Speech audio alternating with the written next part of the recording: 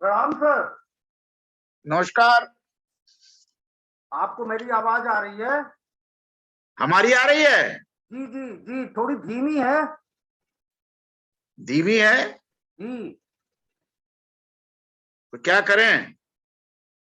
थोड़ा वॉल्यूम बढ़ाइए। Volume volume तो पूरा बढ़ा हुआ है। अच्छा, एक सेकंड, मैं अपने साइड चेक करता हूँ sir. Hello hello hello. Hello hello. हाँ हाँ, आ रही है सर, आ रही है, आ रही है, अब हो गई? आ रही है।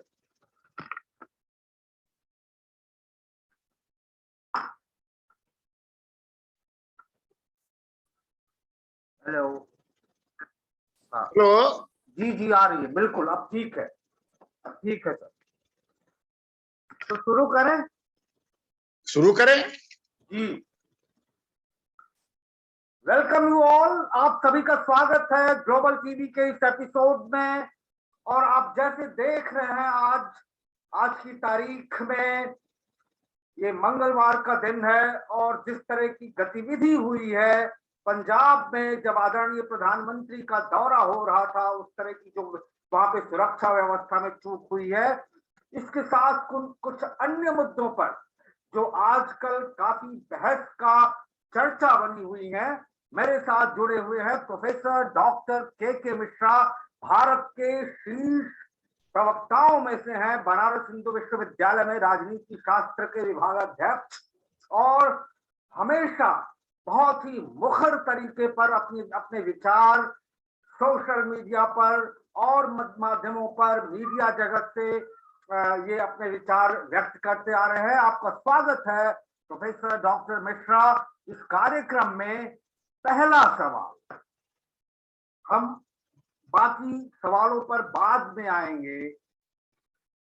जिस तरह की सुरक्षा व्यवस्था में चूक हुई है प्रधानमंत्री के दौरे को लेकर, और जिस तरह से, जैसे आप भी जानते हैं, राजनीति शास्त्र के वरिष्ठतम प्रोफेसर में से हैं, कि सुरक्षा व्यवस्था, law and order state subject होता है।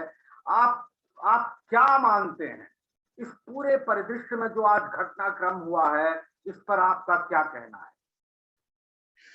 देखिए, आप बार बार कह रहे हैं कि सुरक्षा व्यवस्था की चूक है।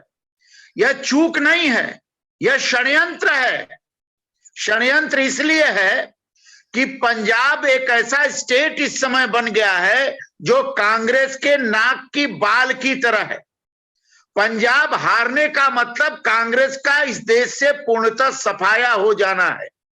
अमरिंदर सिंह जी को कांग्रेस से हटा देने के बाद, उनकी मजबूत सरकार को अस्थिर करने के बाद, ये जो चन्नी को इन्होंने मुख्यमंत्री बनाया, यह चन्नी मुख्यमंत्री नहीं है। ये प्रियंका गांधी, राहुल गांधी और सोनिया गांधी के दरबारी हैं। एक कांग्रेस परिवार का एक दरबारी मुख्यमंत्री बना है। इस मुख्यमंत्री को न लॉ एंड ऑर्डर के बारे में पता है, न पंजाब के इतिहास भूगोल के बारे में पता है, न पंजाब के विकास और किसान आंदोलन के बारे में पता है, कुछ पता नहीं।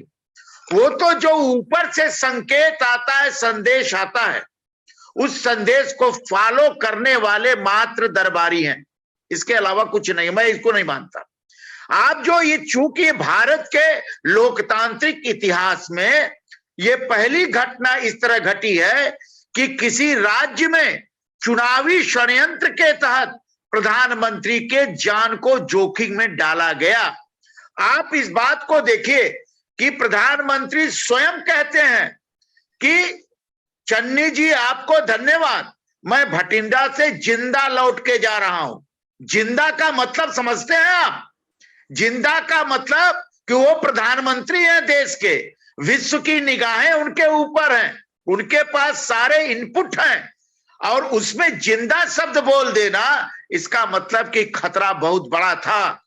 और देश की जनता के 138 करोड़ जनता के शुभकामनाओं से प्रधानमंत्री जिंदा होकर के लौटे हैं। यह सबसे अधिक दुखद की बात है। मैं इसको दूसरे ढंग से देखता हूं। देखिए, कांग्रेस का चरित्र क्या रहा? कांग्रेस का चरित्र ये रहा कि किसी राज्य में अगर उनकी सरकार नहीं बनती है तो वहां विभाजन करो, अशांति फैलाओ, कोई इस तरह का सुनियोजित षड्यंत्र करो ताकि उनको लाभ मिले और सरकार में वापस लौट आए। श्रीमती इंदिरा गांधी के समय में जब भिंडरावाला की ऑपरेशन ब्लू स्टार हुआ और भिंडरावाला का खात्मा हुआ, पंजाब में आतंकवाद का खात्मा हुआ, तो श्रीमती इंदिरा गांधी की हत्या किन लोगों ने की थी? सिख लोगों ने की थी, सीधी बात है। उसके बाद से जो सड़कों पर सिखों का नरसंहार हुआ वो उसकी प्रतिक्रिया थी, जिसमें राजीव गांधी ने कहा था कि बड़ा पेड़ गिरता है तो छोटे लोग उस पेड़ के नीचे दब जाते हैं। मतलब सिख समुदाय को उन्होंने छोटा माना। और उसके बाद क्या हुआ कि जो हुआ आपको पता है। जब राजीव गांधी की हत्या तमिल उग्रवादियों ने की तब भी वो षड्यंत्र था, ये षड्यंत्र था। और ये आपातकाल जब कांग्रेस ने लगाया वो भी एक षड्यंत्र ही था सत्ता की वापसी का। तो सत्ता की वापसी के लिए ये कांग्रेस का चरित्र रहा है कि सत्ता की वापसी के लिए किसी हद तक वो जा सकते हैं। प्रधानमंत्री से वो मोदी जी से वो घृणा करते हैं।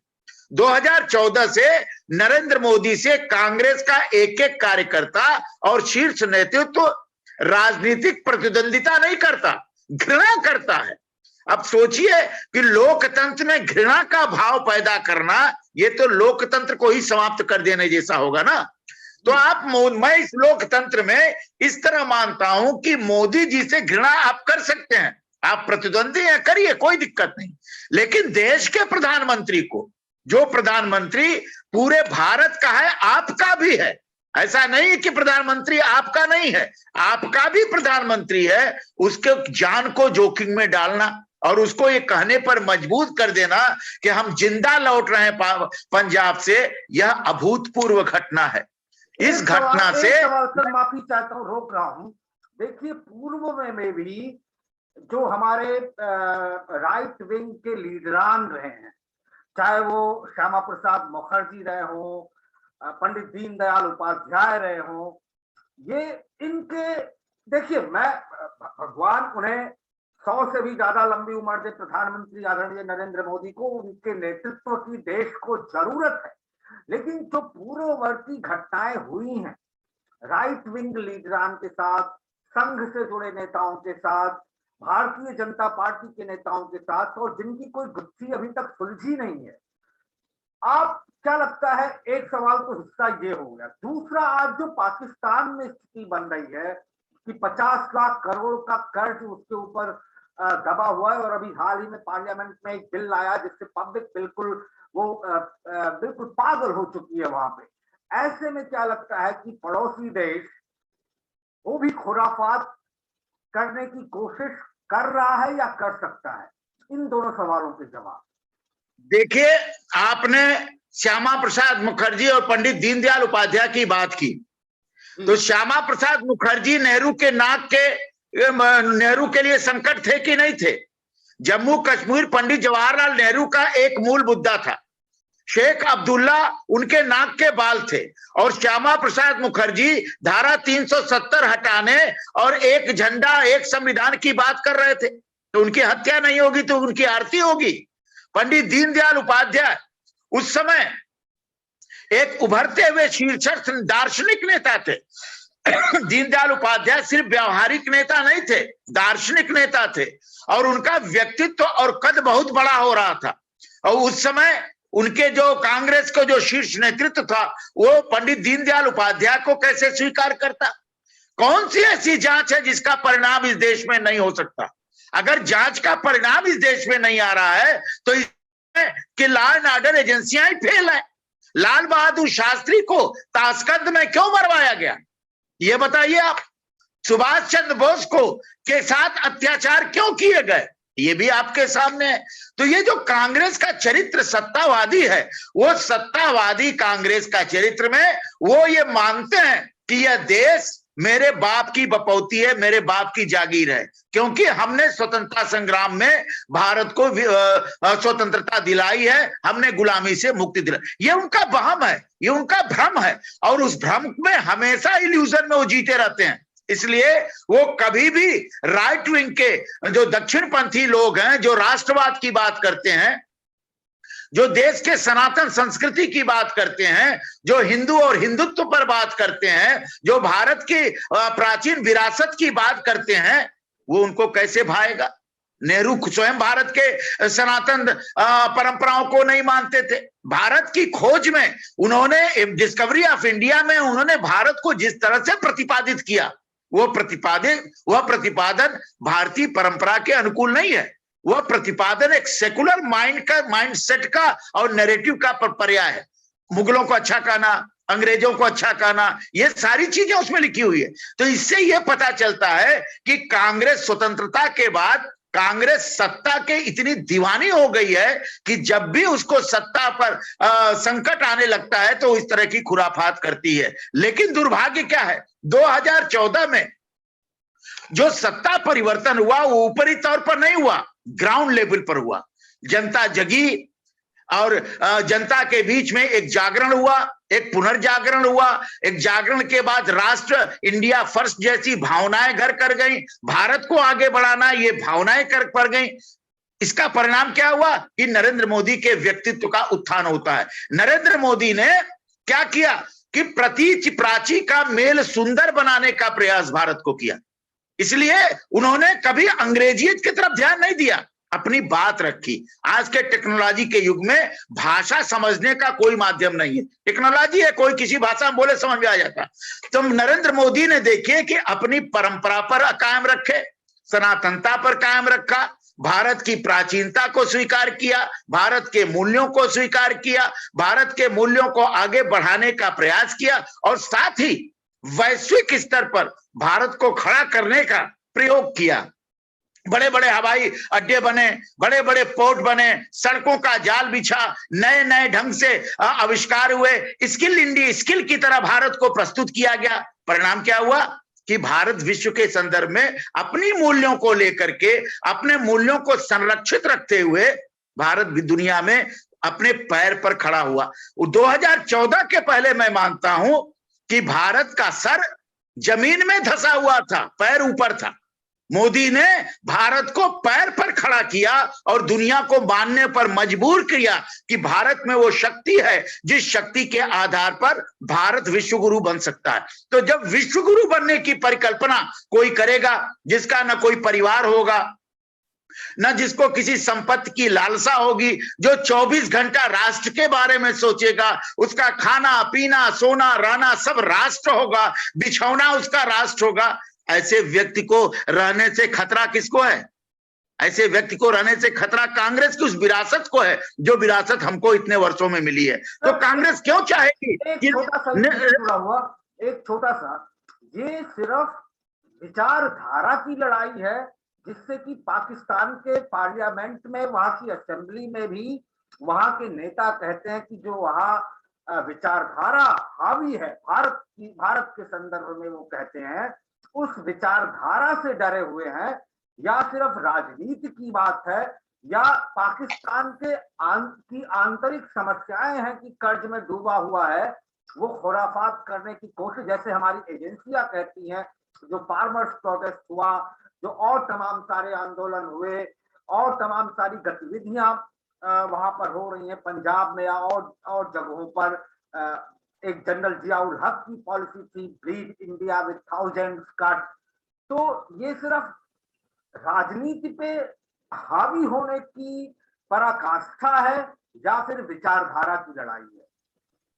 देखिए, विचारधारा की लड़ाई भी है। भारतीय जनता पार्टी और नरेंद्र मोदी की जो विचारधारा, संघ की विचारधारा, वो अखंड भारत की है। पाकिस्तान को इस बात का डर है कि अखंड भारत की विचारधारा जोर मत पकड़ ले, कहीं ऐसा ना हो जाए कि पाकिस्तान के भीतर ही आवाज उठने लगे कि हम भारत के ही भाग हैं, को भारत में मिला दीजिए। तो ये डर तो उनको हमेशा रहेगा अखंड भारत के रूप में। तो ये अखंड भारत के रूप में जो भाव है पाकिस्तान को हमेशा डराता रहता है। इसलिए पाकिस्तान हमेशा 71 में भी वो भारत से युद्ध करता है। 66 62 में भी, उसके पहले भी कबायलियों के रूप में कश्मीर के संदर्भ में पाकिस्तान का नेचर है कि भारत से युद्ध करना, क्योंकि उनको अपने जनमत को इस बात को दिखाना पड़ेगा कि हम भारत हमारा दुश्मन है। जब भारत हमारा मित्र हो जाएगा तो भारत का खून और पाकिस्तान के डीएनए में अंतर क्या है? क्या है पाकिस्तान का इतिहास? भारत का इतिहास है, और कौन सा इतिहास है उनका? तो जब भारत का इतिहास खगाना जाने लगेगा तो पाकिस्तान का जो अस्तित्व है वो संकट में। इसलिए पाकिस्तान को अपने अस्तित्व का संकट नजर आता है और अपने पहचान का संकट नजर आता है। ये जो सरकार बनी है, यह सरकार पाकिस्तान को अपना मानती है। वो हमारा भाग है भाई, हमारा, हमको मिलना चाहिए। हमको जबरदस्ती हमसे अलग किया गया। वो कहते हैं कि भारत अखंड एक है, अखंड है, और भारत का विभाजन जो है गलत हुआ। उनकी विचारधारा है, तो इस विचारधारा का प्रभाव उनके ऊपर पड़ता है। और पाकिस्तान के पास ये कैपेबिलिटी नहीं है, लीडरशिप नहीं। एक तो धर्मांधता है, दूसरे आतंकवाद उनका व्यवसाय है, उद्योग है। मैं बार बार कह रहा हूं, आतंकवाद के बहाने वो पैसा कमाते हैं, हथियार खरीदते हैं, हथियार बेचते हैं।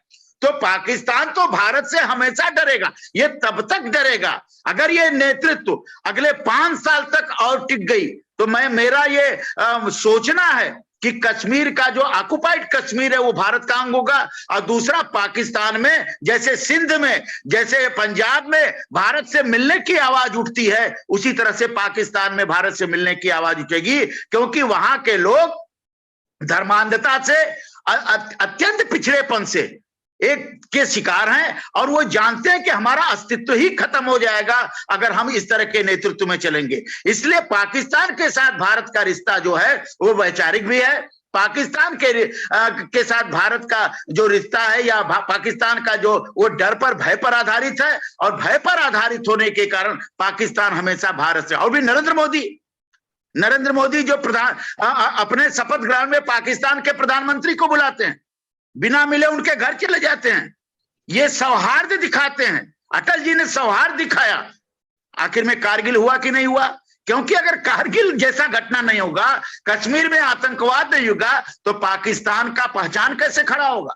पाकिस्तान अपने यही बात, और ये भय है उसको कि कहीं ऐसी जनता में आवाज न उठ जाए कि हम तो भारत के भाग हैं, हमको भारत में मिला देना चाहिए। इसलिए पाकिस्तान तमाम तरह की खुराफातें करते रहता है। मैं आपसे एक और निवेदन करना चाहता हूं, आज प्रधानमंत्री के साथ जो घटना घटी, क्या ये छोटी मोटी घटना है? क्या इसके पीछे खालिस्तान नहीं है? क्या इसके पीछे ISIS नहीं है? क्या इसके पीछे पाकिस्तान नहीं है? पाकिस्तान हो सकता है, ये आ भी रहा है, सारे न्यूज चैनलों पर आ भी रहा है सारी चीजें। तो इसकी जांच तो होनी चाहिए। और सिद्धू जैसा आदमी जो पंजाब का कांग्रेस का अध्यक्ष है, वो बाजवा को गले लगाता है, जिसका निहितार्थ नहीं है। इससे पाकिस्तान का मन नहीं बढ़ेगा।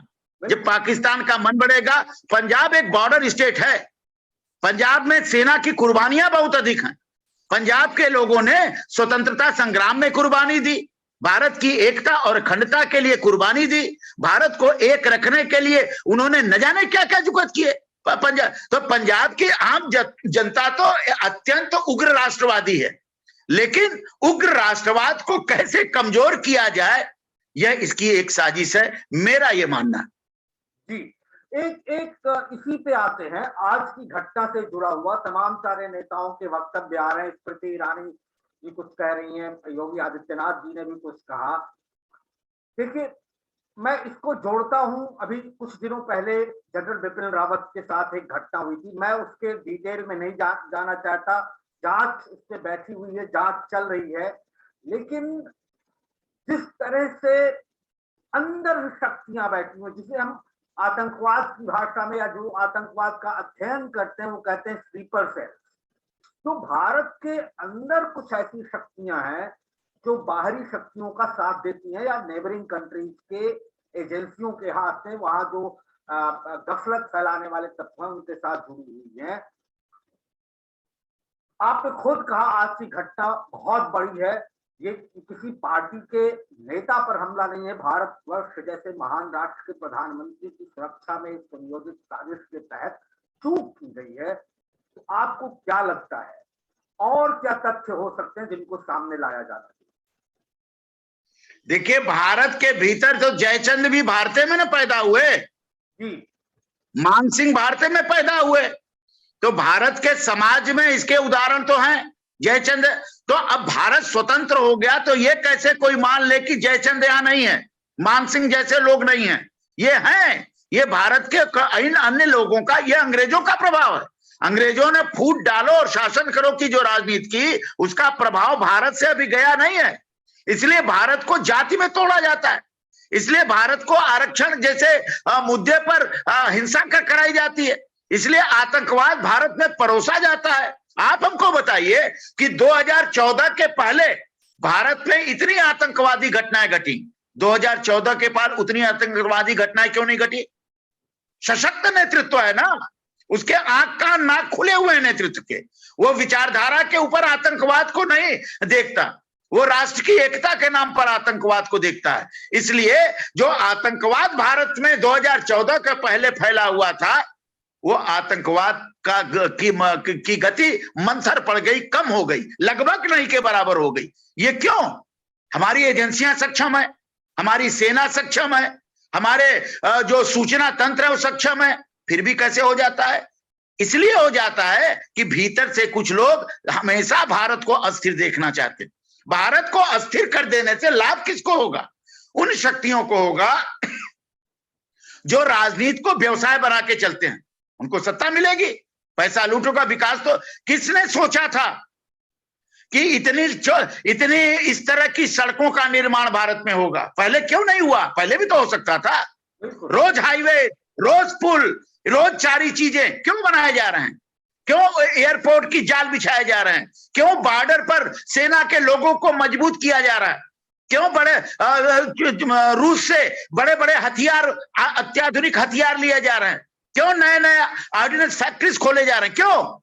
इसलिए कि भारत की सेना मजबूत हो। अभी तक भारत की सेना को इस दृष्टि से नहीं देखा जाता रहा। अब भारत की सेना के ऊपर यह आधार खड़ा कर दिया गया है, भारत की सेना के ऊपर एक जिम्मेदारी दे दी गई है कि आपको जो सुविधाएं देना हो हम देने को तैयार हैं, लेकिन भारत को एक और अखंड रहना चाहिए और भारत के खिलाफ किसी दूसरे देश की कुदृष्टि नहीं पड़नी चाहिए। 62 के बाद गलवान घाटी में जो हुआ उसकी कल्पना किसी ने की थी?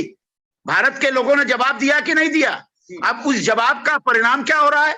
क्या फेक न्यूज आप परोस रहे हैं और उसका जवाब भारतीय सेना सहज ढंग से दे रही है, तो आप चुप हो जा रहे हैं। तो ये जो भ्रम फैला करके राजनीति को अपनी ओर मोड़ना, सहानुभूति बटोरना, ये एक राजनीति का अंग है, ये एक नया नैरेटिव है जिसके आधार पर जनता को मुगा। लेकिन जो लोग ये कर रहे हैं उनको जनता की ग्राउंड स्तर पर उनकी रियलिटी मालूम नहीं है। जनता बहुत जागरूक हो गई है, सोशल मीडिया ने जनता को और भी जागरूक कर दिया है। कोई घटना छुप नहीं सकती, हर घटना का सत्य हो जाए। हम अगर आपके चैनल पर झूठ बोले तो आपके ही चैनल पर जो दृष्टा होंगे उठा देंगे कि गलत बोल रहे हैं और हमको जवाब देना मुश्किल हो जाएगा। तो जब इतने खुला समाज जब आपका हो गया, तो उस खुले समाज में जो मानसिंह और जयचंद संस्कृति के लोग हैं उनकी दाल नहीं गल रही है। वो छोटे छोटे खुराफात कर रहे हैं, लेकिन आज नहीं कल उनको भी सद्बुद्धि आ जाएगी कि भारत में रहना है तो भारत को भारत भारत कहना होगा। इसी देश में ना, जिस विश्वविद्यालय को पंडित नेहरू ने बनाया आधुनिक भारत के निर्माण के लिए, वहीं तो नारा लगता है कि भारत तेरे टुकड़े होंगे इंशाअल्लाह इंशाअल्लाह। कहां नारा लगता है? हिंदू विश्वविद्यालय में तो नहीं लगता, लेकिन वहां क्यों लगता है? अफजल हम शर्मिंदा हैं, तेरे कातिल जिंदा हैं, क्यों नारा लगता है? ये किस चीज का? इससे अफजल जिंदा थोड़ी ना हो जाएंगे और भारत को आप टुकड़े भी नहीं कर पाएंगे। नारा लगा करके आप युवाओं में भ्रम पैदा कर रहे हैं कि भारत एक कमजोर बनाना राष्ट्र है। कमजोर? अब भारत कमजोर राष्ट्र नहीं रहा। आर्थिक दृष्टि से भी, सांस्कृतिक दृष्टि से भी, सामाजिक दृष्टि से भी और अन्य दृष्टियों से भी भारत की एकता और अक्षुण्णता सामाजिक दृष्टि से भी एक मजबूत आयाम के रूप में बढ़ रही है। उसका सिर्फ एक कारण है कि जो भारत का नेतृत्व है वो अपने लिए नहीं जीता, अपने परिवार के लिए नहीं जीता, अपने संपत्ति इकट्ठा करने के लिए नहीं जीता, वो सिर्फ और सिर्फ राष्ट्र के लिए जीता है। जब राष्ट्र के लिए जीने वाला नेतृत्व होगा तो राष्ट्र में ऐसे तत्वों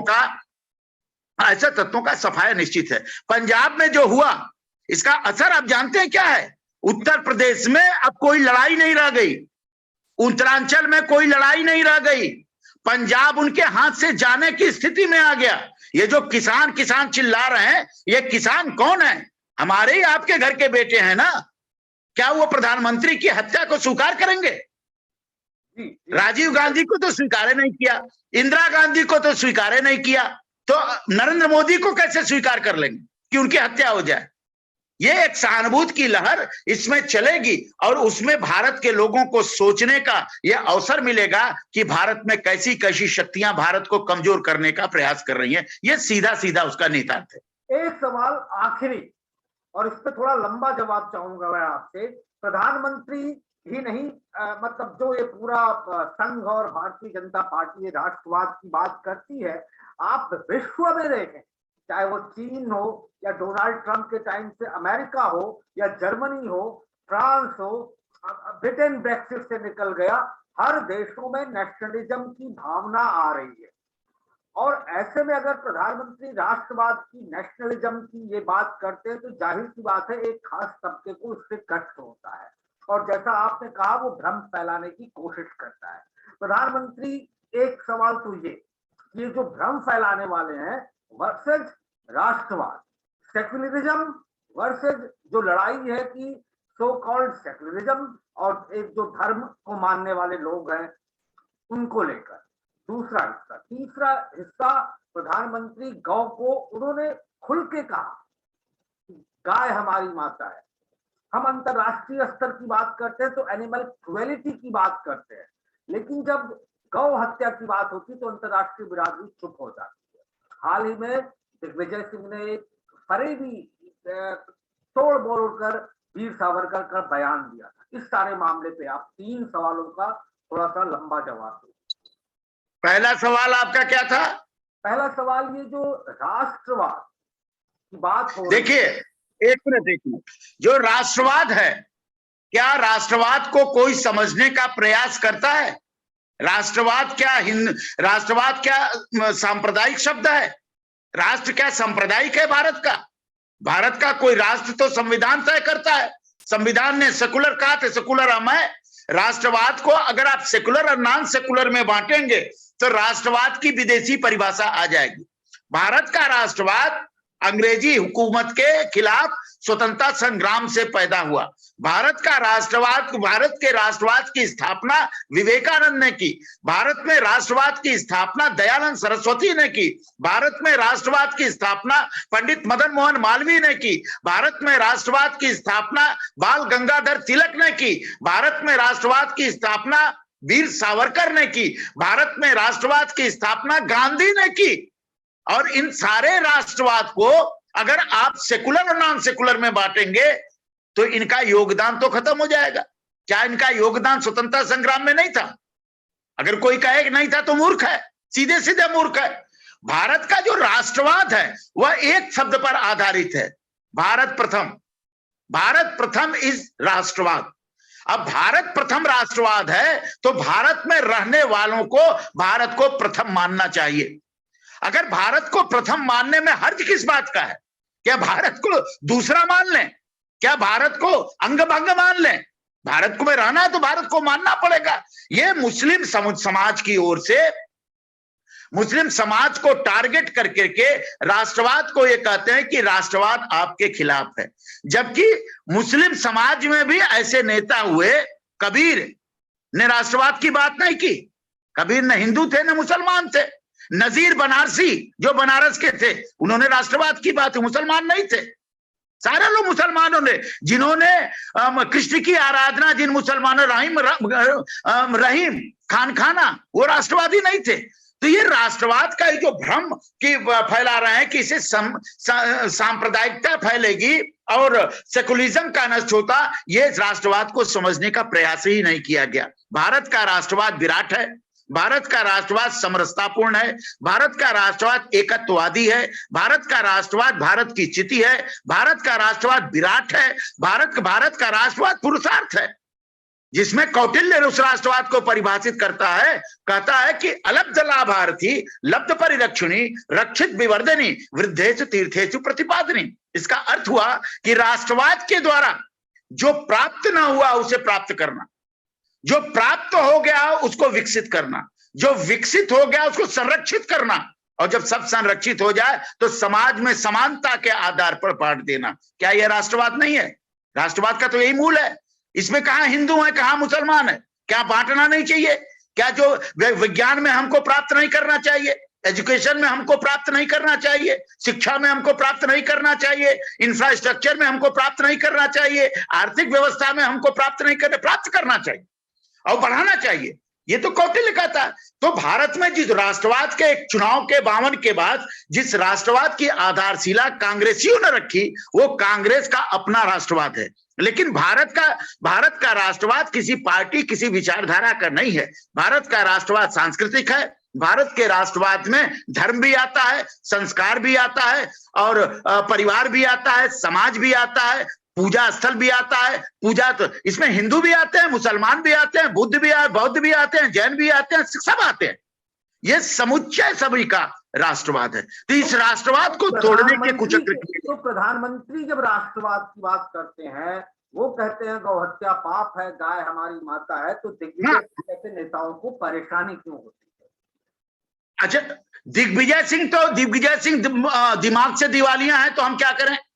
दिग्विजय सिंह ने कहा कि गाय हमारी माता कैसे हो सकती है, क्योंकि वह अपनी विष्ठा पर ही सो जाती है। ठीक, उन्होंने कहा कि गाय हमारी माता कैसे हो सकती है। सावरकर ने कहा, मुझे ये पता नहीं, मैंने सावरकर की अनेक पुस्तकें पढ़ी, हमको ये तो कहीं नहीं दिखाई पड़ता कि गाय को उन्होंने कुमाता कहा हो। गाय को कुमाता कहीं नहीं कहा। अच्छा, ये बताइए कि गाय माता क्यों ना हो? गाय माता इसलिए होगी कि गाय दूध पिलाती है मां की तरह।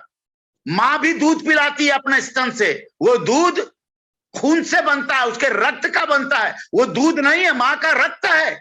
मां के रक्त को पी करके दूध के रूप में हम बड़े होते हैं, फलते हैं, फूलते हैं, जो चाहे सो करते हैं। मां दूध ना पिलाए तो क्या होगा?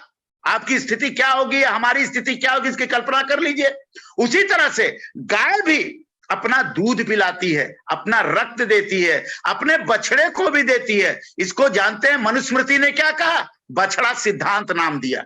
उसने कहा कि बछड़ा सिद्धांत का मतलब होता है कि गाय का थन दूध से भर जाता है, वो अपने बच्चे को दूध थोड़ा बहुत पिला देती है और दूध बांट देती है। इतना बड़ा सिद्धांत भी कोई दुनिया में हो सकता है? ये अर्थशास्त्र का सिद्धांत है, ये टैक्सेशन का सिद्धांत है, ये टैक्सेशन का सिद्धांत है। तो गाय जो है दूध बांटती है और दूध बांट करके हमारा पालन करती है, हमारा पोषण करती है। उसका एक एक चीज हमारे पालन और पोषण का पर्याय है। क्या उसका गोबर पालन का पर्याय नहीं है? उससे रोजी मिलती है, लोग उसको गोहरी बना करके बेचते हैं। कई परिवारों का रोजी रोटी गाय के गोबर से चलता है महाराज। गाय के मूत्र से कई परिवारों की रोजी रोटी चलती है। तो जब मोदी ने बनारस में कहा कि गाय हमारी माता है और गाय से इस देश में 16 करोड़ लोगों का परिवार चलता है, तो इसमें अपराध उन्होंने क्या कर दिया? चलता ही है।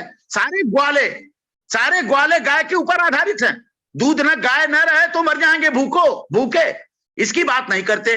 और दूसरी बात, दिग्विजय सिंह कहते हैं कि विष्ठा पर सो जाती है। अरे दिग्विजय सिंह जी, जब आप छोटे रहे होंगे ना, तो आप भी पार्टी किए होंगे अपने बिस्तर पर, और मां जब सो जाती है तो उसी आपकी पार्टी पर ही नींद लग जाती है, सो जाती है।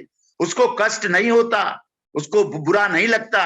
वो सुबह उठती है, आपकी भी पार्टी साफ करती है, अपने शरीर में लिपटे पार्टी को भी साफ करती है, और फिर आपको अपना दूध भी पिलाती है। तो विष्ठा पर सोचने की कौन सा सोच है?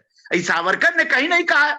पंडित मदन मोहन मालवीय ने काशी हिंदू विश्वविद्यालय में गौशाला खोलने की वकालत की, तिलक ने गौशाला खोलने की वकालत की, दयानंद सरस्वती ने गौशाला से खोलने की वकालत की। और युग तो मालवीय जी का और सावरकर का युग तो एक ही है ना। तो सावरकर कैसे गाय को माता नहीं? गाय को काटा जाता है, अपनी मां को कोई काटेगा, उसका मांस भक्षण करेगा, निकृष्ट नहीं होगा ना। गाय को काटने का क्या मतलब है? गाय को क्यों काटा जाए? अगर गाय दूध नहीं देती है, मां अगर वृद्ध हो जाती है, तो क्या उठाओ उसको, उसका गला दबा के मार दिया जाए? क्या मां उस लायक नहीं रह गई, मार दीजिए? गाय ने आपको इतने वर्षों तक दूध दिया, अगर वो दूध नहीं दे पा रही है तो उसको पालन करिए, उसको सुरक्षा करिए। उसको अपने मौत मरने दीजिए, क्या दिक्कत है इसमें। लेकिन हम जानबूझ करके एक नैरेटिव के तहत गोवध की बात करते हैं। 1966 में जब श्रीमती इंदिरा गांधी प्रधानमंत्री थी तो गो हत्या के प्रश्न पर स्वामी करपात्री जी ने दिल्ली पर बहुत बड़ा आंदोलन चलाया और उनको सैकड़ों साधुओं को गोलियों से श्रीमती इंदिरा गांधी ने मार दिया। क्या मांग था कि गाय को माता घोषित करो, गो हत्या बंद करो। और उसी समय स्वामी करपात्री जी को पीटा गया, धर्म सम्राट थे वो, और उन्होंने श्राप दे दिया कांग्रेस को कि तुम्हारा नष्ट हो जाएगा, और श्राप फलीभूत आज हो रहा है। तो गो हत्या के को बंद कराने के आंदोलन चलते रहे और भारत में कई राज्यों में गो को, उत्तर प्रदेश में तो गाय माता है, केरल में नहीं है। तो केरल के लोगों को समझाना भी तो चाहिए कि भैया गाय को छोड़ो, बकरा बकरी काटते हो, मुर्गा मुर्गी काटते रहो, क्या फर्क पड़ता है, गाय को छोड़े रहो। गाय को, बैल जब था, गाय रहता, गाय थी तभी तो बैल होता था और इतने वर्षों तक हमारी खेती चलती रही। बैले नहीं रहता, ट्रैक्टर नहीं था, आधुनिक संसाधन नहीं था, तो खेती कैसे होती। साधन क्या थे, बैलगाड़ी थी, हल चलते थे। कांग्रेस का कभी निशान दो बैलों की जोड़ी और हल था। उस समय उन्होंने निशान क्यों रखा दो बैलों की जोड़ी और हल। उस समय तो गाय आपकी माता थी और आज आप गाय को हम खाने की वकालत कर रहे हैं। तो ये निकृष्ट मानसिकता की देन है। इससे सिर्फ मुसलमानों को खुश करने के लिए और गाय के मांस खाने वाले, भक्षण करने वाले लोगों के वोट बैंक के रूप में परिणित करने का एक प्रयास है और कुछ नहीं है।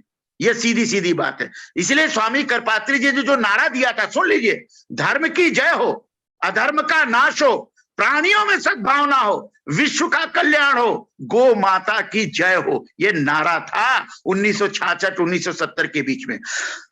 गो माता की जय बोला गया। प्राणियों में, इसमें कहां संप्रदाय है। प्राणियों में सद्भाव नहीं होना चाहिए, विश्व का कल्याण नहीं होना चाहिए, होना चाहिए विश्व का कल्याण। तो ये इसमें सांप्रदायिकता के कोई लक्षण तो नहीं है, लेकिन इसको सांप्रदायिका बना देते हैं। विश्व के कल्याण को सांप्रदायिक बनाएंगे, मानवता के रक्षण को सांप्रदायिक बनाएंगे, गो माता की जय के सांप्रदायिक बनाएंगे। तो ये जो नैरेटिव पिछले वर्षों से इस देश में किया गया, इसलिए कि भारतीय जनता पार्टी और आरएसएस का जो विंग है, एक विचार प्रवाह है, उसमें गाय को माता माना जाता है। तो ये गाय का विरोध नहीं है, ये संघ का विरोध है, राष्ट्रीय स्वयंसेवक संघ का विरोध है।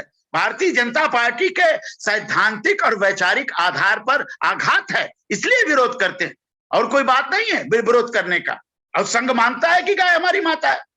मोदी मानते हैं कि उन्होंने कहा कि हम दूध की क्रांति करके देश में करोड़ों लोगों को नौकरी देंगे। क्या यह अपराध है?